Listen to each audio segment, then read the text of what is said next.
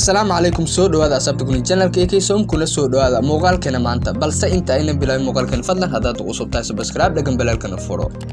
Suudaan waa dal madax banaan oo ku yaal waqooyi bari qaaradda Afrika dhinaca waqooyi waxa uu had kala wadaaga dalka Masar dhinaca waqooyi bari badda Cas dhinaca waqooyi galbeed dalka Liibiya dhinaca galbeed dalka Chad dhinaca koonfur dalka Suudaanta koonfureed dhinaca koonfur bari dalka Itoobiya dhinaca koonfur galbeed Jamhuuriyadda Bartamaha Afrika iyo dhinaca bari oo uu had kala wadaago dalka Eritrea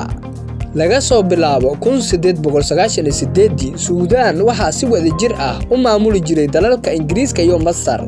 halgan dheer kadib waxa ugu dambeyntii madax banaanidooda qaateen 1 Janaayo 1956 ra'iisul wasaarihii ugu horeeyay ee dalka Suudaan waxa noqday Ismaaciil al-Ashari caasimadda dalka iyo magaalada ugu weyn waxa la yiraahdaa Khartoum waxaana dhexmar oo ku kulma labada webi ee kala ah Niilka Buluuga ah iyo Niilka Cad waxa ay leeyihiin biyo-xireenada Sanaal iyo Rosinas ee Niilka Buluuga ah iyo biyo-xireenka Jabal Awliya ee Niilka Cad waxa sidaas oo kale jira harada Nubia ee ku taala xuduudda u dhaxaysa dalalka Suudaan iyo Masar magaalooyinka kale ee waaweyn waxa kamid ah Boorta Suudaan Dongola Kassala Qadaarif iyo kuwa kale baahada dhulka Suudaan waxa lagu qiyaasay 1,886,068 kilomitir square tirkoob la sameeyay 2018 waxa lagu ogaaday in dadka ku nool dalka Suudaan ay tiradoodu dhan tahay 41,592,539 qof luqadaha rasmiga ee dalka Suudaan waa Carabi iyo Ingiriis Suudaan waa dal Muslim Sunni ah